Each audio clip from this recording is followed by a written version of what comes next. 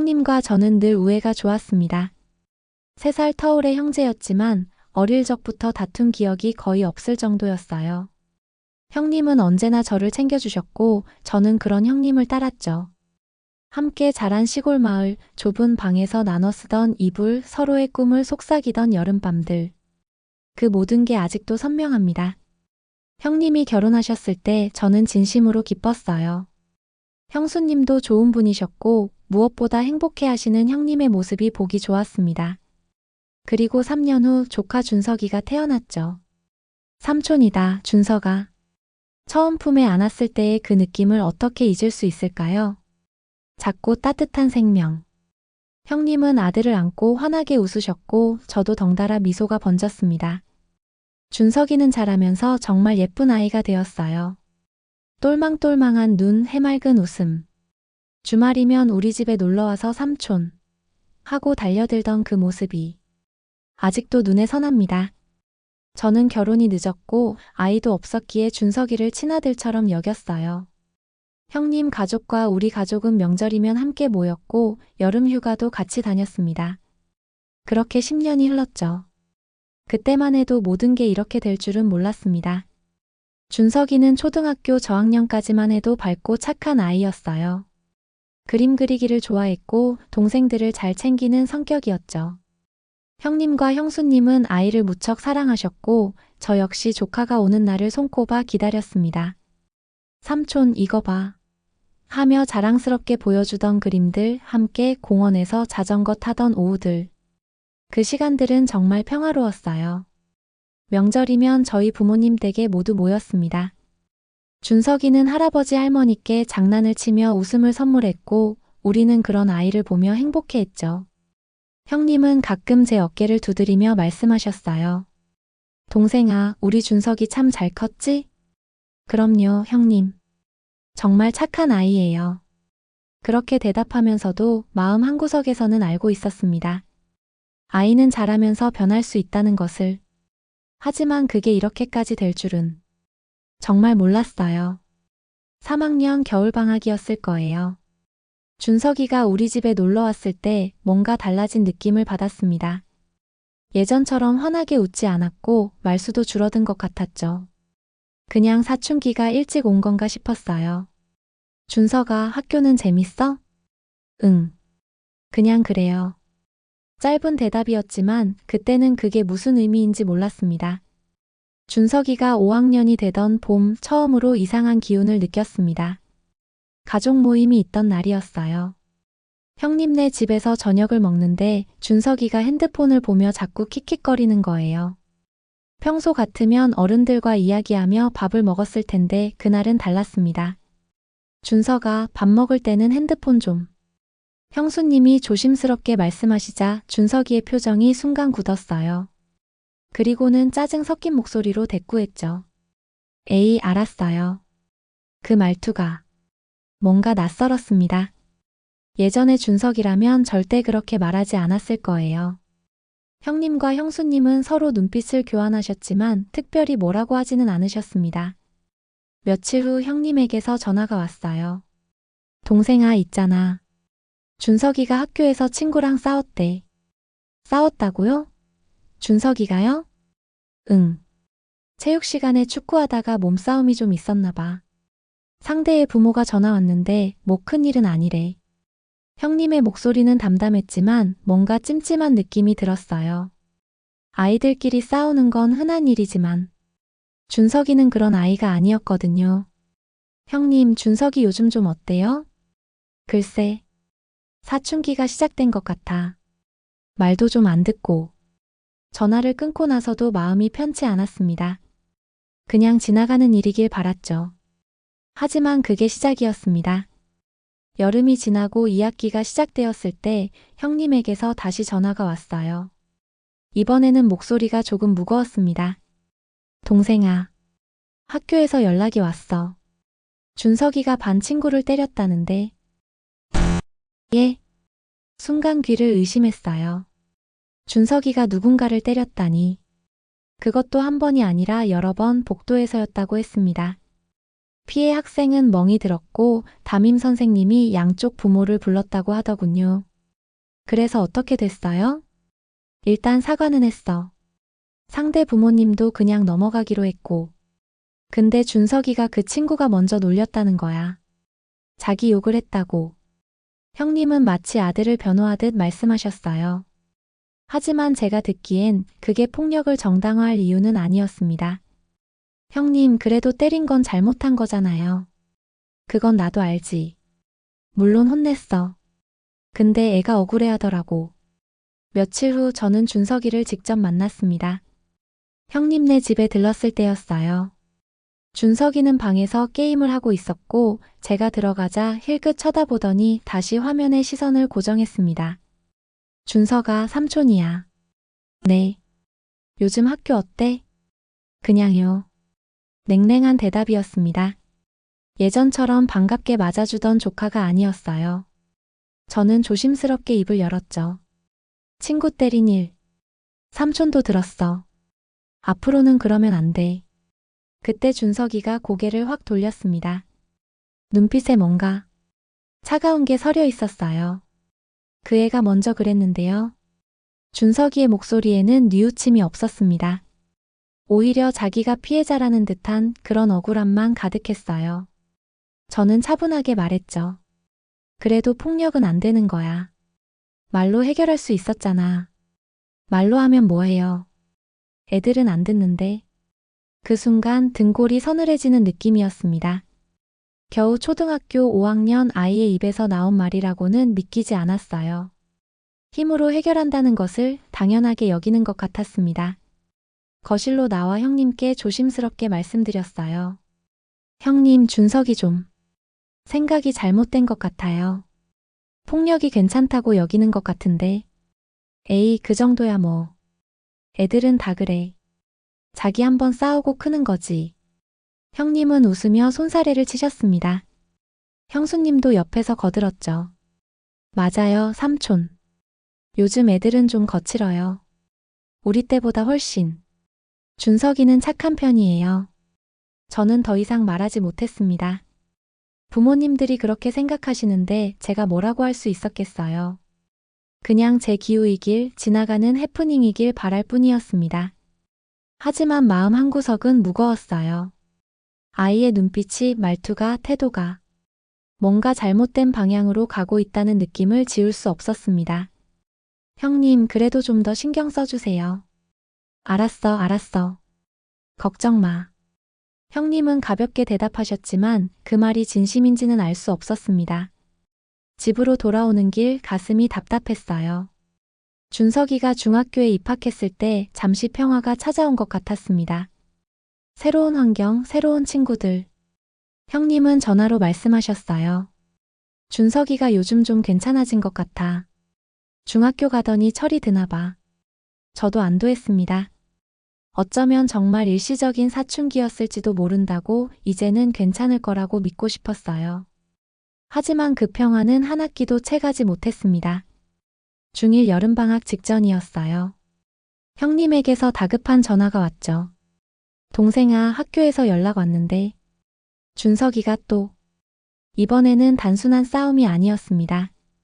같은 반 학생을 한 달 넘게 괴롭혔다는 거예요.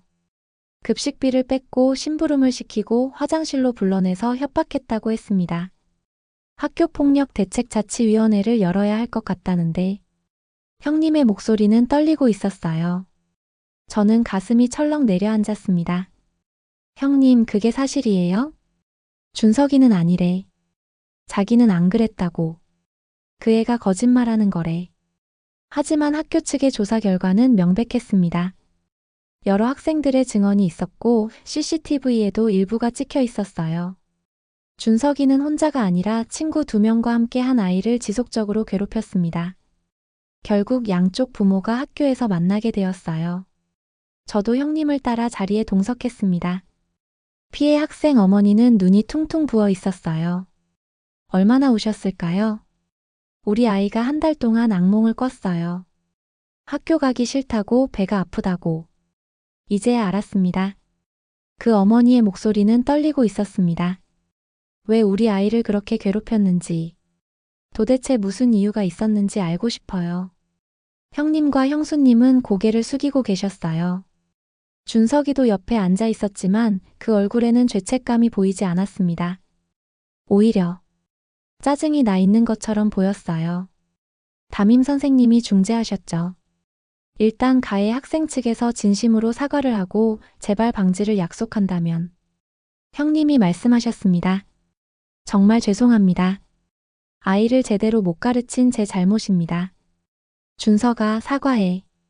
죄송합니다. 준석이의 사과는 형식적이었어요. 마음이 담겨 있지 않았죠. 피해 학생 어머니도 그걸 느끼셨는지 표정이 굳어졌습니다. 사과만으로는 안 됩니다. 우리 아이가 받은 상처가 얼마나 큰데. 그때 형님이 조심스럽게 말씀하셨어요. 치료비며 필요하신 게 있으시면 저희가. 돈 이야기가 나왔습니다. 형님은 피해 학생 치료비와 함께 위로금 명목으로 상당한 금액을 제시하셨어요. 그 자리에 있던 저는 마음이 복잡했습니다. 물론 피해 학생을 배려하는 마음은 맞지만 이게 근본적인 해결책일까요? 준석이는 돈으로 문제를 덮을 수 있다는 걸 배우는 게 아닐까요?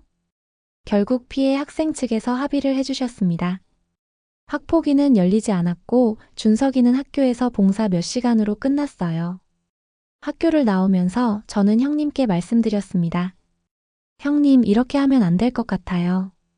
준석이가 잘못을 깨닫지 못한 것 같아요. 돈으로 해결되는 줄 알면. 형님이 걸음을 멈추셨습니다. 그럼 어쩌라고? 저 어머니가 얼마나 힘들어하는데. 돈이라도 드려야 조금이나마 위로가 되지 않겠어? 형님 마음은 알겠지만 준석이 교육이 먼저 아닐까요? 아이가 진짜 반성을 해야. 반성은 시켰어. 집에서 얼마나 혼냈는데. 넌 부모도 아니면서 뭘 알아? 형님의 목소리가 높아졌어요. 저는 더 이상 말하지 못했습니다. 그 순간 형님의 표정에서 인정하고 싶지 않은 두려움 같은 게 보였어요. 내 아들이 그런 아이일 리 없다는 그런 부정의 마음. 차 안에서 형수님이 준석이에게 말했습니다. 준석아, 정말 반성해야 해. 알았지? 네. 앞으로는 착하게 지내야 돼. 알았어? 네. 하지만 준석이의 대답은 여전히 형식적이었어요. 차창 밖을 바라보는 그 눈빛에는 아무것도 없었습니다. 후회도 미안함도. 집으로 돌아온 저는 아내에게 이야기했어요. 여보, 준석이가 점점 이상해지는 것 같아. 오늘 학교에서 보니까. 아내도 걱정스러운 얼굴이었습니다. 형님이 너무 감싸시는 거 아니에요? 아이가 잘못한 건 확실히 짚어줘야 하는데.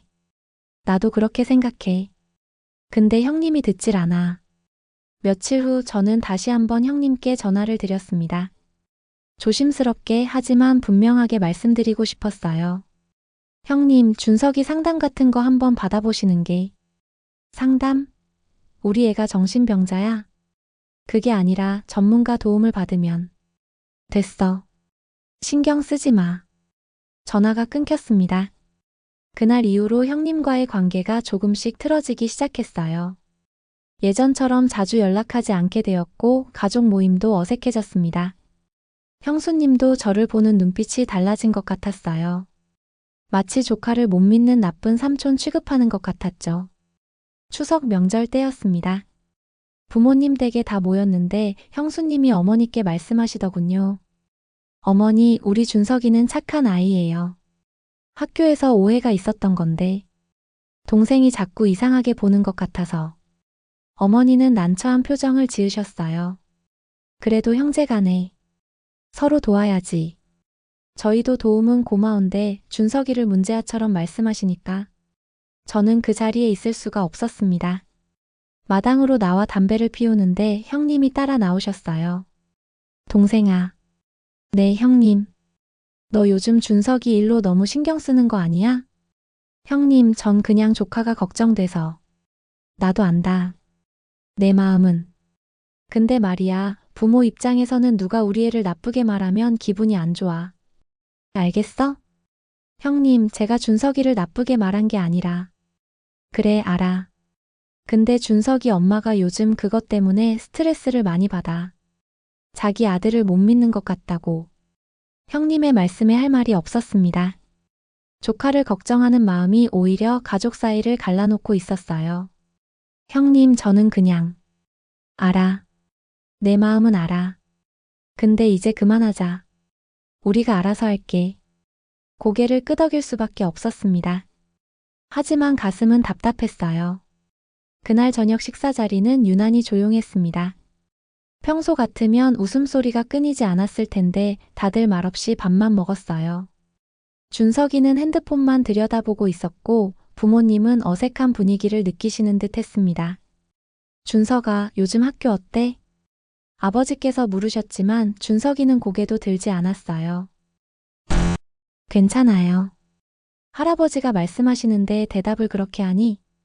형님이 작게 나무라셨지만 준석이는 짜증 섞인 표정으로 핸드폰을 내려놓았을 뿐이었습니다. 그 모습을 보면서 저는 알 수 있었어요. 이 아이는 점점 더 잘못된 길로 가고 있다는 것을. 하지만 제가 할 수 있는 건 아무것도 없었습니다. 형님은 듣지 않으셨고 형수님은 저를 경계했으니까요. 명절이 끝나고 집으로 돌아오는 길 아내가 말했어요. 당신이 할 수 있는 건 다 한 것 같아요. 이제는 형님이 직접 깨닫으셔야 할 것 같은데. 그게 문제야. 형님은 끝까지 준석이를 감쌀 것 같아. 그래도 어쩔 수 없잖아요. 부모인데. 우리가 더 이상 할 말은 없는 것 같아요. 아내 말이 맞았습니다. 하지만 마음이 편하지 않았어요. 마치 벼랑 끝으로 걸어가는 사람을 보면서도 손을 뻗을 수 없는 것 같은 그런 답답함이었습니다. 그해 겨울은 유난히 추웠어요. 형님과의 연락도 뜸해졌고 준석이 소식도 잘 들리지 않았습니다. 들리지 않는 게 오히려 다행이라고 생각하려 했죠. 아무 일도 일어나지 않기를, 조용히 지나가기를 바랐습니다. 하지만 현실은 그렇지 않았어요. 준석이가 중학교 2학년이 되던 봄 다시 전화벨이 울렸습니다. 이번에는 형수님이었어요. 목소리가 떨리고 있었습니다. 동생 있잖아. 또 학교에서 연락이 왔어. 심장이 철렁 내려앉았어요. 또라는 말에서 이게 한두 번이 아니라는 걸 알 수 있었습니다. 이번엔 뭐래요? 같은 반 애를 때렸대. 한 명이 아니라 두 명을. 그 애들이 부모한테 이야기했나 봐. 형수님은 울먹이는 목소리로 말을 이었어요. 우리 준석이가 왜 이러는지 모르겠어. 집에서는 착한데 학교만 가면 왜 이러는 거야. 저는 할 말을 찾을 수 없었습니다.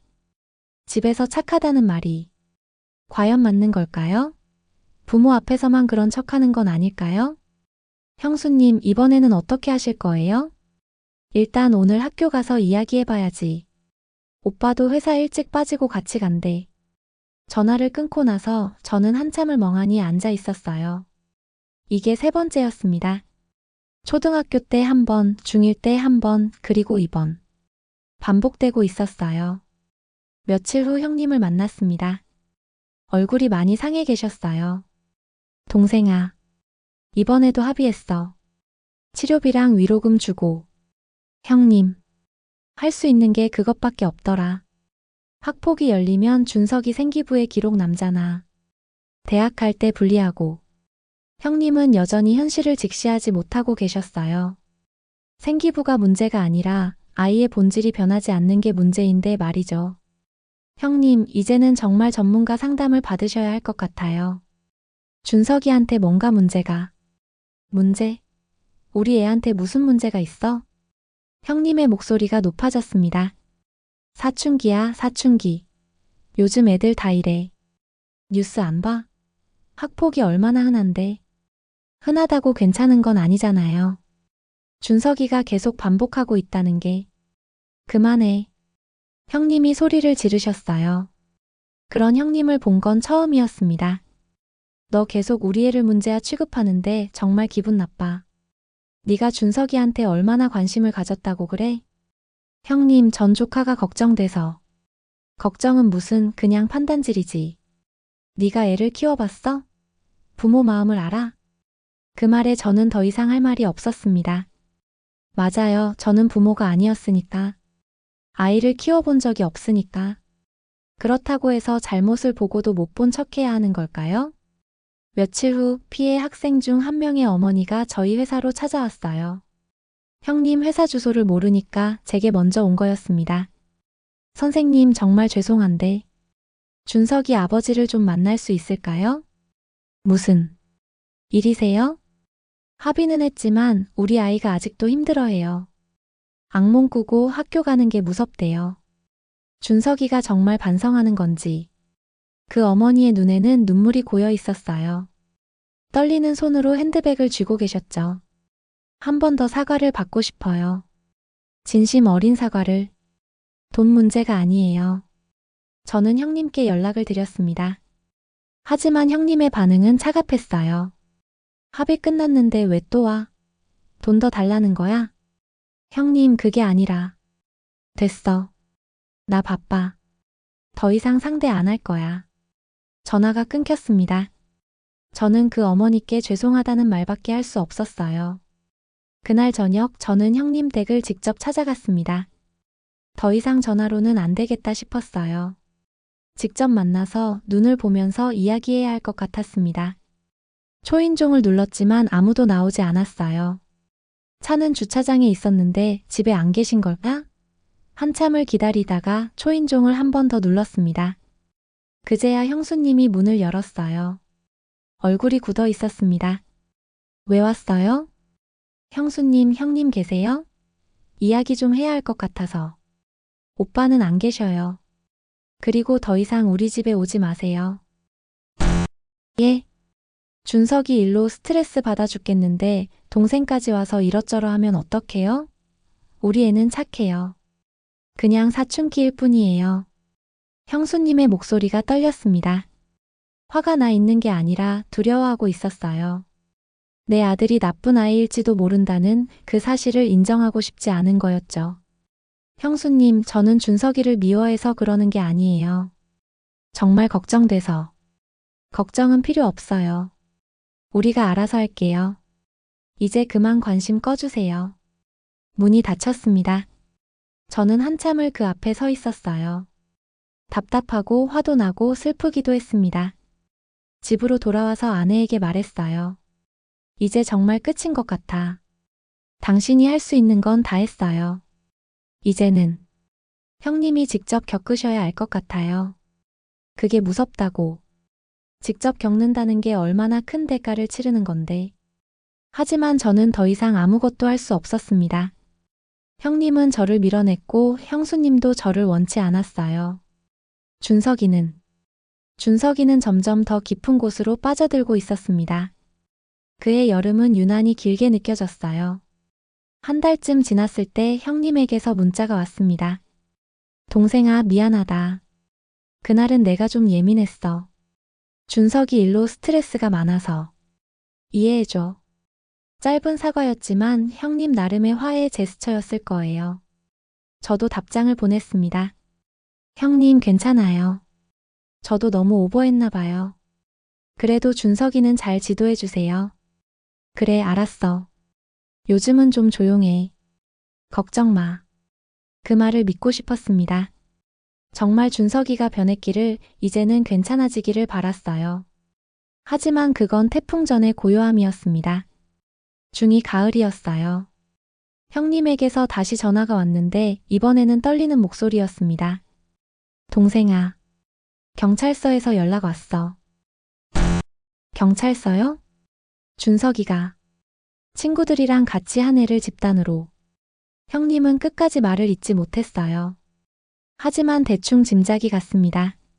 학교폭력이 이제 경찰 사건이 된 거였죠. 지금 학교 가는 길이야.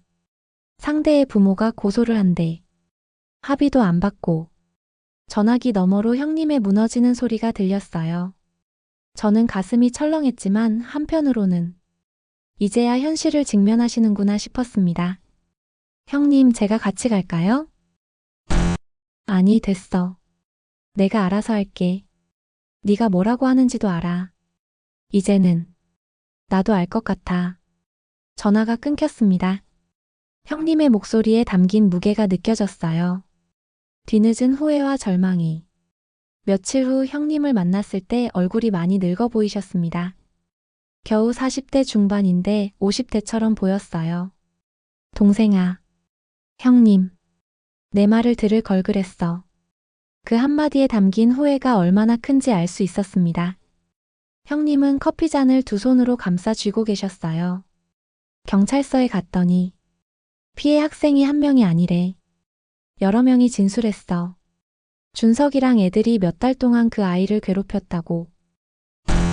화장실로 불러내서 때리고 돈 뺏고 심부름시키고. 녹음 파일도 있대. 협박하는 목소리가 녹음되어 있어. 형님의 목소리는 점점 작아졌습니다.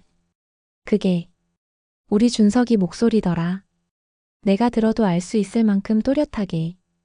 더 이상 부정할 수 없는 증거들이었어요. CCTV, 녹음 파일, 여러 학생들의 증언. 준석이는 더 이상 피해자인 척할 수 없었습니다. 상대 부모는 합의를 거부했어. 돈 문제가 아니라 법적으로 책임을 묻겠다고. 소년법으로 처벌받게 할 거래. 형님, 내가 바보였어. 네가 그렇게 말했을 때 제대로 잡았어야 했는데 돈으로 덮으면 된다고 생각했어. 그게 준석이한테 최선이라고 믿었지. 형님의 눈에 눈물이 맺혔습니다. 평생 우는 걸 본 적 없는 형님이었는데 그날은 달랐어요. 준석이가 이제 나한테 거짓말만 해. 집에서는 아무렇지도 않은 척하고 게임만 하고. 내가 뭐라고 하면 짜증만 내고. 상담은 받아보셨어요? 이제야 예약했어. 정신과 상담. 진작 들었어야 했는데. 뒤늦은 후회였지만 그래도 다행이라고 생각했어요. 늦었지만 이제라도 시작하는 게 중요하니까요. 형님, 앞으로가 중요해요. 준석이를 제대로 교육시킬 수 있는 마지막 기회일 수도 있어요. 알아. 이번에는 제대로 해볼게. 더 이상 감싸지 않을게. 형님의 다짐이 진심처럼 들렸습니다. 준석이는 결국 경찰 조사를 받았고 소년부 송치되었어요. 보호관찰 처분이 내려졌습니다. 다행히 소년원까지는 가지 않았지만 생활기록부에 기록이 남았고 정기적으로 보호관찰관을 만나야 했죠. 형님과 형수님은 그 시간이 얼마나 고통스러웠을까요? 아들이 범법자가 되는 걸 보는 부모의 마음은 상상조차 할 수 없었습니다. 그해 겨울 준석이는 전학을 갔어요. 같은 학교에 있을 수 없었으니까요. 새로운 학교에서 다시 시작하는 거였습니다. 이번에는 진짜 달라질 거야. 형수님이 스스로에게 다짐하듯 말씀하셨어요. 저도 그러길 바랐습니다. 중학교 3학년이 되었고 몇 달은 조용히 지나갔어요. 형님은 가끔 연락해서 근황을 알려주셨습니다. 준석이가 요즘 좀 나아진 것 같아. 상담도 받고 있고 학교에서도 별 문제 없대. 다행이네요, 형님. 그래. 이제야 좀 안심이 돼. 네가 그렇게 말했을 때 들었어야 했는데 미안해. 형님, 이제라도 괜찮아요. 준석이가 변하면 되는 거잖아요. 고등학교 입학을 앞둔 겨울, 준석이는 검정고시를 준비한다고 했어요. 일반고는 힘들 것 같다고 검정고시로 대학을 가겠다고 했답니다. 형님은 그게 좋은 선택인 것 같다며 아이를 지지하셨어요. 학교라는 환경이 준석이에게 맞지 않을 수도 있다고 생각하신 거죠. 준석이가 요즘 공부도 열심히 해. 달라진 것 같아. 형님의 목소리에는 희망이 담겨 있었어요. 저도 그 희망을 믿고 싶었습니다. 1년 정도는 정말 조용했어요. 문제가 없었습니다. 준석이는 집에서 공부하고 정기적으로 상담받고 보호관찰도 성실히 이행했죠. 어쩌면 정말로 변한 건지도 모른다고 생각했어요.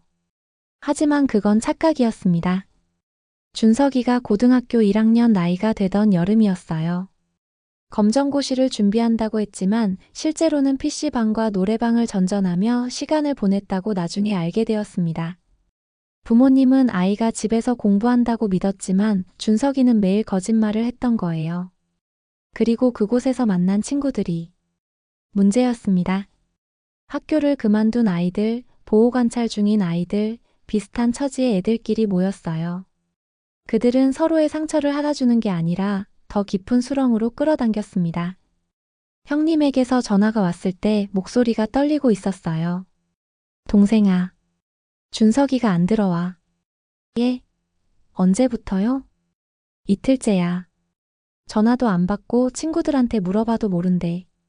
불안한 이틀을 보낸 후 준석이는 집으로 돌아왔습니다. 하지만 그 모습이 달랐어요. 눈빛이 흐릿했고 말도 제대로 하지 못했다고 합니다. 준석아, 어디 갔었어? 엄마 아빠가 얼마나 걱정했는데. 집 나가면 안 돼요? 뭐, 지금 무슨 말을. 답답해요. 맨날 감시하고 상담받으라 하고 보호관찰관 만나고 숨이 막혀요. 준석이가 소리를 질렀다고 해요. 그리고는 방문을 쾅 닫고 들어가 버렸다고 했죠. 형님은 걱정이 되어 준석이 핸드폰을 몰래 확인했습니다. 그리고 거기서 충격적인 내용들을 발견했어요. 단톡방에서 다른 아이들을 조롱하는 메시지, 폭력을 자랑하는 사진들, 누군가를 협박하는 내용들. 준석이가 전혀 변하지 않았어. 아니, 오히려 더 나빠진 것 같아. 형님의 목소리는 절망에 가득 차 있었습니다. 이제 어떻게 해야 할지 모르겠어. 저는 형님 댁을 다시 찾아갔습니다. 오랜만에 본 형님의 얼굴은 많이 수척해져 있었어요. 형수님도 눈가가 퉁퉁 부어 있었고요. 동생아, 나 정말 모르겠어. 뭘 어떻게 해야 할지. 형님은 고개를 떨구고 계셨습니다. 저는 조심스럽게 입을 열었어요. 형님, 이제는 더 강력한 조치가 필요한 것 같아요. 강력한 조치? 뭔데? 준석이를 집에만 둬서는 안 될 것 같아요. 전문 시설이나 아니면 정말 강도 높은 프로그램이 필요해요. 무슨 소리야, 우리 애를 시설에 보내라고? 형수님이 발끈하셨습니다. 그게 아니라 형수님. 지금 준석이는 정말 위험한 상태예요. 이대로 두면 어쩌라고. 우리 애를 문제아 취급하는 거야? 여전히 인정하고 싶지 않으신 거였어요. 하지만 형님은 달랐습니다.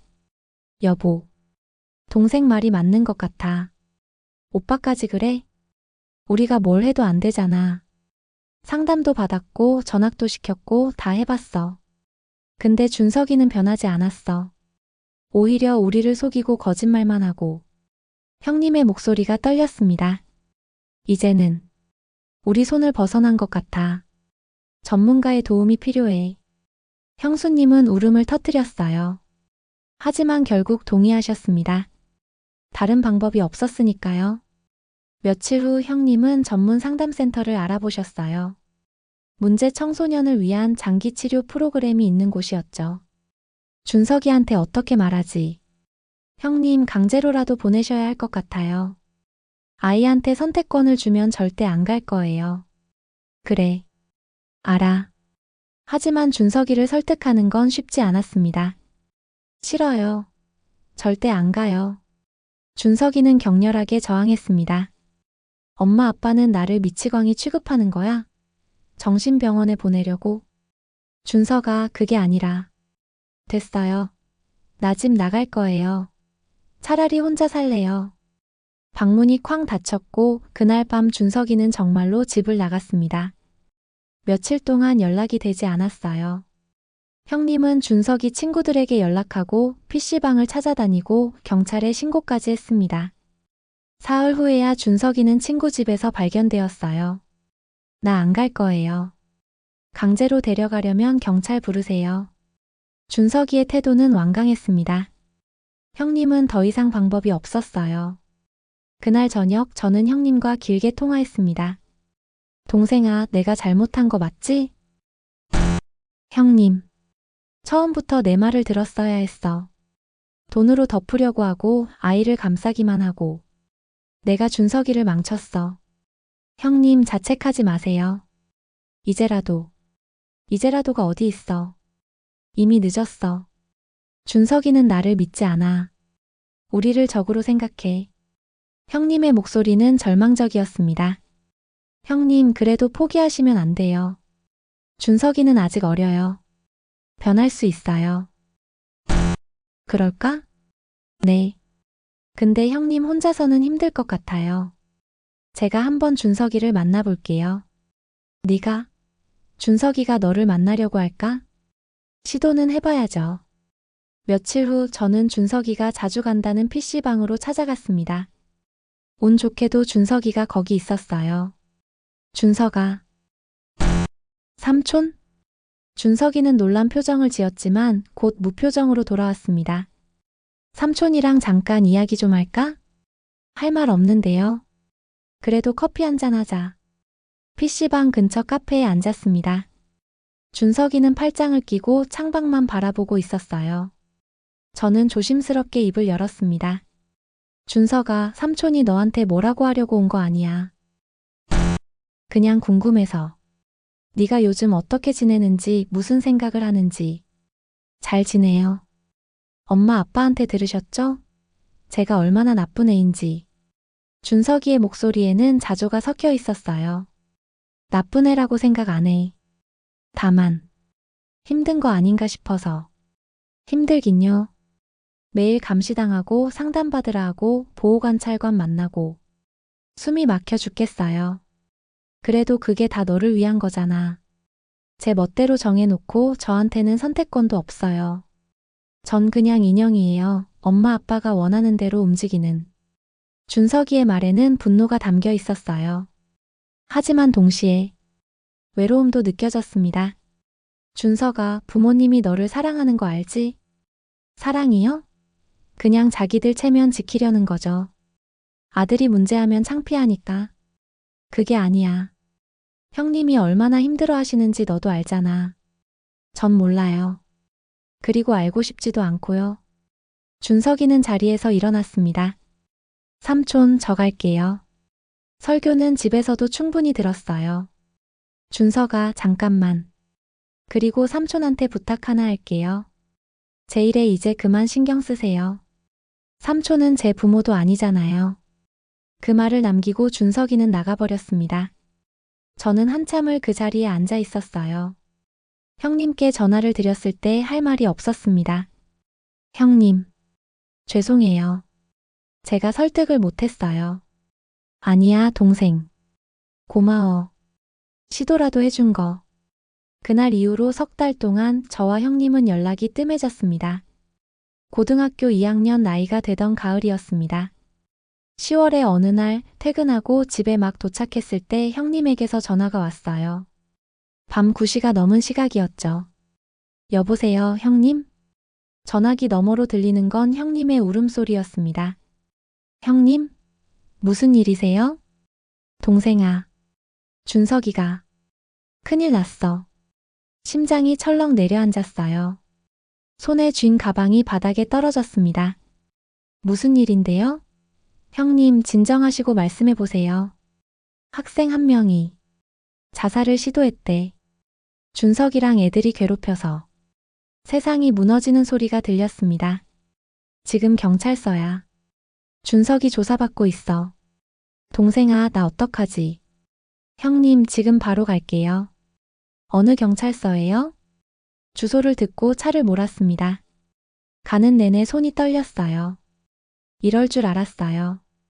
언젠가 이런 날이 올 거라는 걸. 하지만 막상 현실이 되니 받아들이기 힘들었습니다. 경찰서에 도착했을 때 형님과 형수님은 복도에 주저앉아 계셨어요. 형수님은 울고 계셨고 형님은 두 손으로 얼굴을 감싸고 계셨죠. 형님, 동생아. 형님이 저를 보자마자 눈물을 쏟으셨습니다. 피해 학생이 아파트 옥상에서 뛰어내리려고 했대. 다행히 주민이 발견해서 막았지만 그 애가 남긴 유서에 준석이 이름이 있었어. 몇 달 동안 괴롭힘을 당했대. 준석이랑 친구 둘이서 돈 뺏고 때리고 심부름시키고 똑같은 패턴이었습니다. 중학교 때와 다를 게 없었어요. 아니, 더 심각해졌습니다. 피해 학생 부모가 고소했어. 이번엔 합의고 뭐고 없어. 끝까지 갈 거래. 그날 밤은 끝이 없이 길었습니다. 준석이는 새벽 3시가 되어서야 조사를 마치고 나왔어요. 하지만 그 얼굴에는 여전히 죄책감이 없었습니다. 오히려 귀찮다는 듯한 표정이었죠. 엄마. 형수님이 준석이를 껴안고 울었습니다. 준석아, 대체 왜 그랬어? 왜? 전 안 했어요. 같이 있던 애들이 한 거예요. 또 거짓말이었어요. 경찰 조사 결과 준석이가 주도적으로 괴롭혔다는 게 밝혀졌습니다. CCTV, 증인 진술, 피해 학생의 일기까지. 모든 증거가 준석이를 가리키고 있었어요. 며칠 후 피해 학생 부모님과 마주했습니다. 형님이 사과하려고 했지만 그분들은 만나주지도 않았어요. 변호사를 통해서만 연락이 왔죠. 민형사상 모든 책임을 묻겠습니다. 합의는 생각하지 마십시오. 사건은 언론에도 보도되었습니다. 준석이의 실명은 나오지 않았지만 지역 커뮤니티에는 순식간에 퍼졌어요. 형님 가족은 하루아침에 손가락질 받는 처지가 되었습니다. 저 집 아들이 그 가해자래. 부모가 어떻게 키운 거야. 피해 학생 생각하면 정말. 형님의 회사에도 소문이 퍼졌습니다. 동료들의 시선이 달라졌고 거래처에서도 은근히 거리를 두기 시작했어요. 형수님은 아예 밖에 나가질 못했습니다. 동생아, 내가 이사를 가야 할 것 같아. 형님, 여기서는 더 이상 못 살겠어. 애들이 우리 집에 돌을 던졌어. 현관문에 낙서도 해놨고. 형님 가족은 한 달 만에 이사를 갔습니다. 멀리 아무도 모르는 곳으로. 준석이는 소년원 송치가 결정되었어요. 이번에는 보호관찰만으로는 끝나지 않았습니다.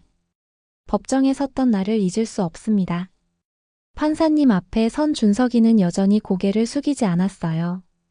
형님과 형수님은 뒤에서 눈물을 흘리고 계셨고 피해 학생 가족은 방청석에서 준석이를 노려보고 있었습니다. 피고인은 피해자에게 할 말이 있습니까? 판사님의 질문에 준석이는 한참을 침묵하다가 입을 열었습니다. 죄송합니다. 그 말에는 진심이 담겨 있지 않았어요. 그냥 해야 하니까 형식적으로 하는 말이었죠. 판사님도 그걸 아셨는지 표정이 굳어졌습니다. 피고인은 이번이 처음이 아닙니다. 과거에도 여러 차례 학교폭력으로 문제가 되었고 보호관찰 중에도 같은 행동을 반복했습니다. 피해 학생은 현재 심리치료를 받고 있으며 학교에 복귀하지 못하고 있습니다. 피고인의 행동으로 한 학생의 인생이 망가졌습니다. 판사님의 목소리는 엄중했습니다. 소년원 1년 그리고 출소 후 2년간 보호관찰을 명합니다. 형수님의 울음소리가 법정에 울려 퍼졌어요. 형님은 고개를 떨구고 계셨습니다.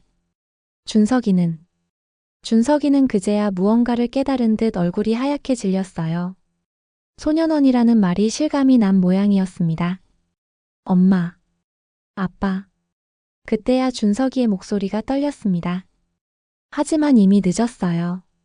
법정을 나서면서 형님이 제 손을 잡았습니다. 동생아, 내가 미안해. 내 말을 들었어야 했는데.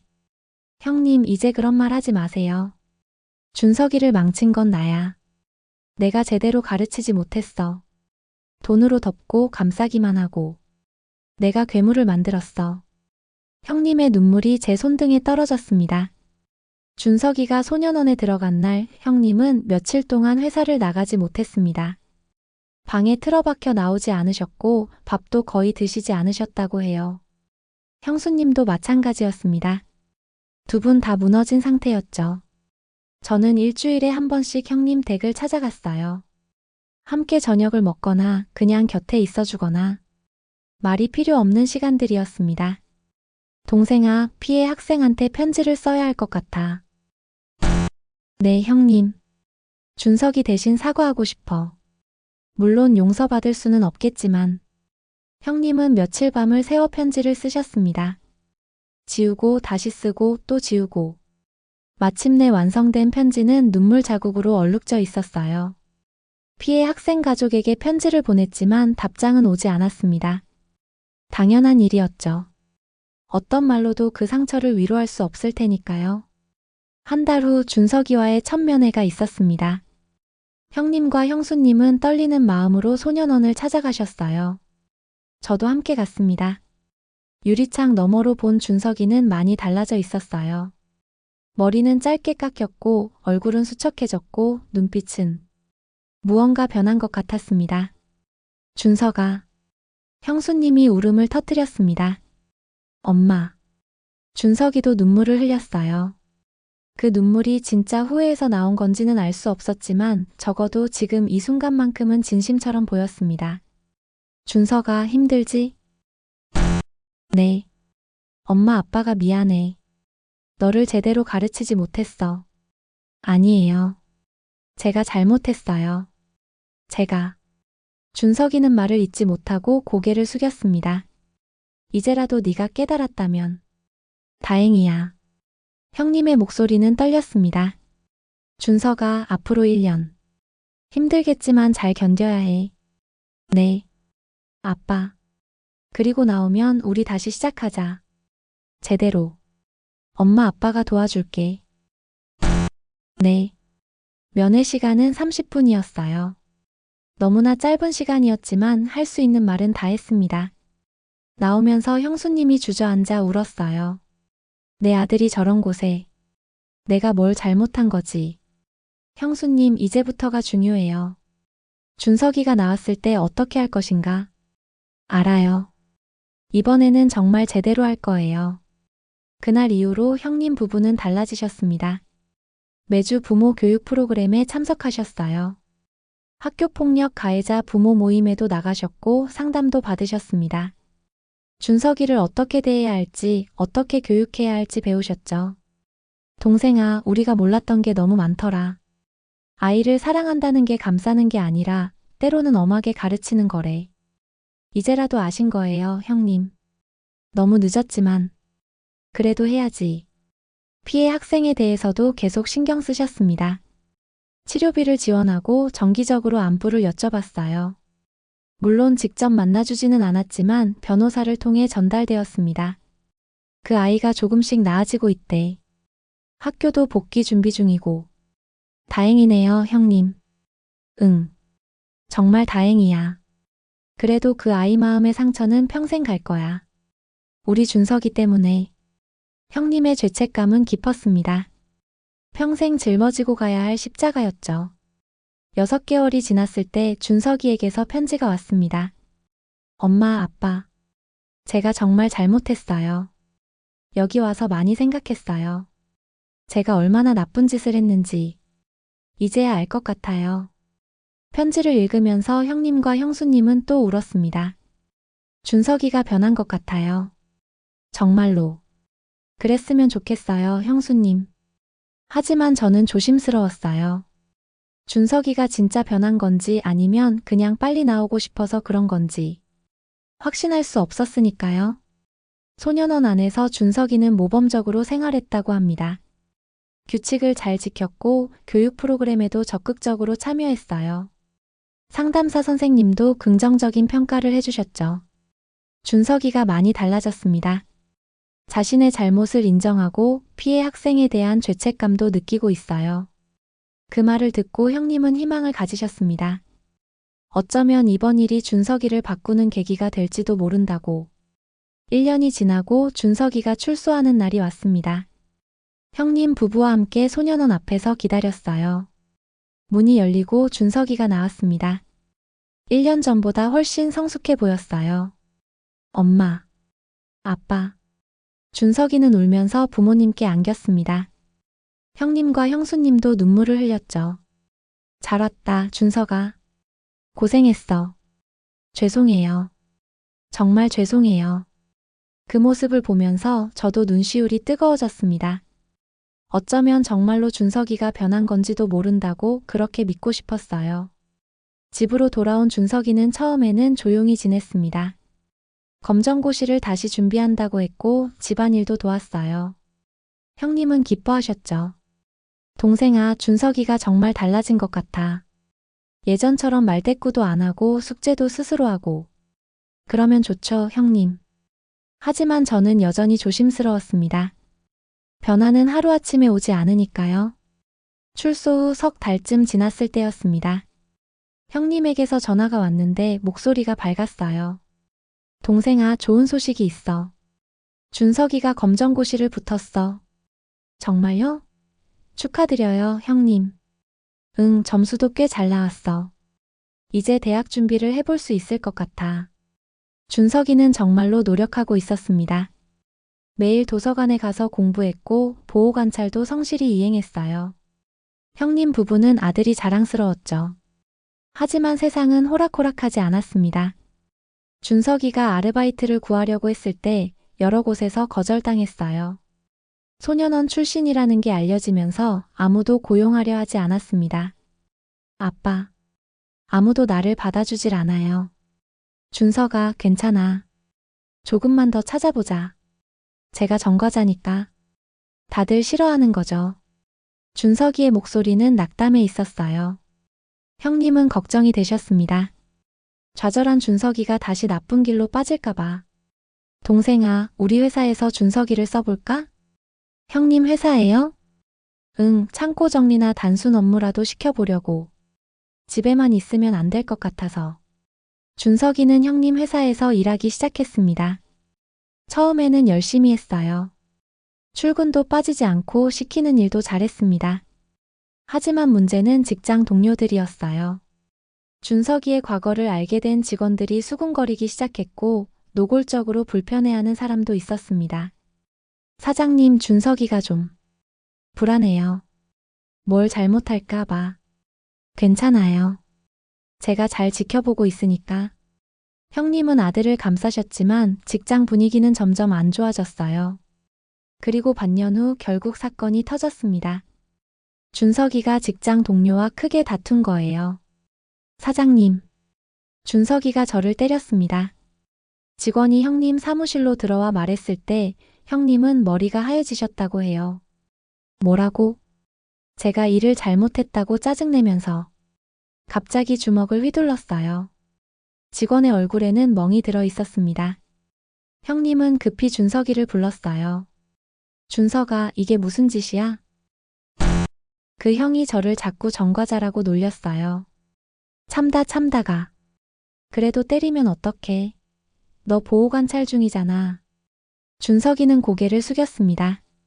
하지만 그 눈빛에는 여전히 분노가 남아 있었어요. 결국 그 직원은 경찰에 신고했습니다. 준석이는 다시 경찰 조사를 받게 되었고 보호관찰 위반으로 추가 처분을 받았죠. 동생아, 나 어떡하지? 준석이가 전혀 안 변했어. 형님의 목소리는 절망적이었습니다. 소년원에서 나왔을 때 달라진 줄 알았는데 겉으로만 그런 척한 거였어. 속은 하나도 안 변했어. 형님, 내가 뭘 더 해야 하는 거야? 교육도 시키고 상담도 보내고 일자리도 만들어주고 다 해줬는데 왜 이러는 거야? 저는 할 말이 없었습니다. 형님이 노력하신 건 맞았으니까요. 하지만 준석이는 변하지 않았어요. 어쩌면 변할 수 없는 건지도 몰랐습니다. 너무 오랫동안 잘못된 길을 걸어왔으니까. 초등학교 때부터 쌓인 습관과 생각들이 이제는 준석이의 본성이 되어버린 건지도 몰랐어요. 형님, 이제는 준석이를 놓아주셔야 할지도 몰라요. 놓아주다니? 형님이 모든 걸 책임지려고 하시니까 준석이는 계속 의지하는 거예요. 스스로 책임지게 해야 해요. 그럼 준석이가 넘어질 수도 있죠. 하지만 그게 준석이의 인생이에요. 형님은 한참을 침묵하셨습니다. 그날 이후로 형님은 많이 변하셨습니다. 준석이를 여전히 사랑하셨지만 예전처럼 모든 걸 해결해 주려 하지 않으셨어요. 준석이가 스스로 문제를 마주하게 하셨죠. 준석아, 네가 저지른 일은 네가 책임져야 해. 네. 아빠는 이제 더 이상 널 대신해서 사과하지 않을 거야. 네가 직접 가서 사과하고 합의하고 책임져야 해. 준석이는 처음으로 혼자서 피해자를 만나러 갔습니다. 그리고 자기 입으로 사과했죠. 형님은 옆에서 지켜만 보셨어요. 달라진 건 준석이보다 형님이셨습니다. 동생아, 나 이제야 깨달았어. 진짜 사랑이 뭔지. 형님, 아이를 사랑한다는 건 감싸는 게 아니래더라. 아이가 잘못했을 때 확실하게 가르치는 거. 아이가 넘어질 때 바로 일으켜주는 게 아니라 스스로 일어나는 법을 알려주는 거. 형님의 눈에는 깨달음이 있었습니다.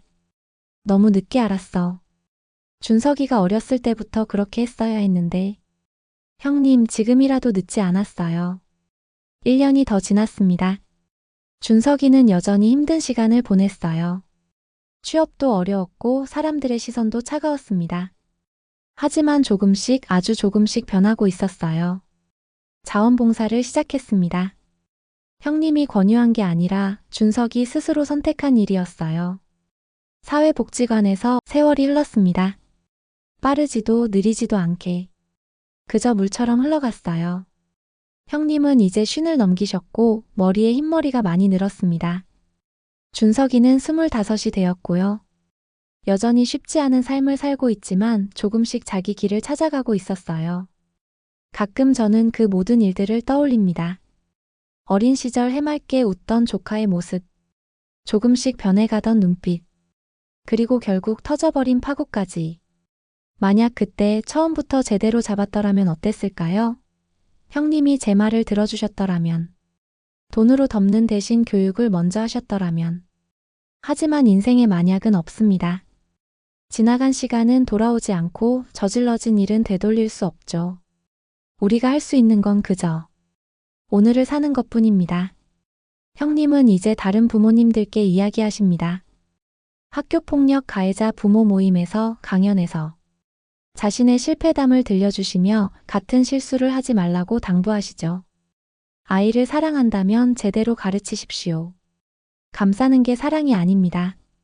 그 말씀이 누군가에게 닿기를, 또 다른 준석이가 생기지 않기를 바랍니다. 준석이는 여전히 자기와의 싸움을 하고 있습니다. 쉽지 않은 길이지만 포기하지 않고 걸어가고 있어요. 그리고 저는 가끔 생각합니다. 사랑한다는 건 무엇일까? 가족이라는 건 어떤 의미일까? 가까이 있다고 해서 다 보이는 건 아니었어요. 오히려 너무 가까워서 보고 싶지 않은 것들을 외면하게 되는지도 모릅니다. 진짜 용기는 불편한 진실을 마주하는 거였어요. 내 아이가, 내 가족이 잘못된 길을 갈 때 그걸 인정하는 것. 그리고 바로잡으려 노력하는 것. 그게 진짜 사랑이었습니다. 지금도 어딘가에서 누군가는 같은 고민을 하고 있을 거예요. 내 아이가 혹시 라는 불안. 하지만 외면하고 싶은 마음. 그런 분들께 조용히 말씀드리고 싶습니다. 지금이라도 늦지 않았다고. 지금 바로잡으면 더 큰 아픔을 막을 수 있다고. 창밖으로 햇살이 들어옵니다. 따뜻하고 부드러운 빛이에요. 그 빛 속에서 우리 모두 조금씩 나아지길 바랍니다. 오늘 이야기를 끝까지 들어주신 여러분께 진심으로 감사드립니다. 가족이라는 이름 아래에서 벌어지는 일들이 때때로 얼마나 깊은 상처가 되는지 저도 다시 한번 크게 느꼈습니다. 여러분도 비슷한 상황을 겪고 계시다면 혼자 끌어안지 마시고 꼭 주변에 도움을 청하시길 바랍니다. 이런 이야기들이 조금이나마 위로가 되셨다면 다음 영상도 편하게 찾아오실 수 있도록 구독과 좋아요 한번 눌러주시면 큰 힘이 됩니다. 여러분의 관심과 응원이 저에게는 참 고맙고 든든합니다. 그럼 저는 다음 이야기로 다시 찾아뵙겠습니다. 감사합니다.